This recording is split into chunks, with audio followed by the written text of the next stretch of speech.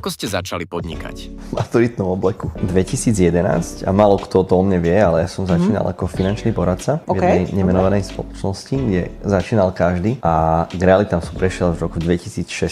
Prečo práve si vôbec išiel do tých financií?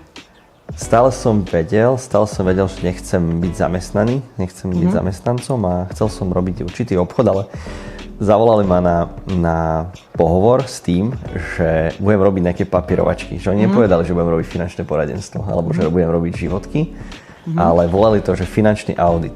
OK. Myslím, že niečo podobné som zažila aj ja. Asi sa to dá prirovnať. Takisto som nevedela na začiatku, že čo budem robiť.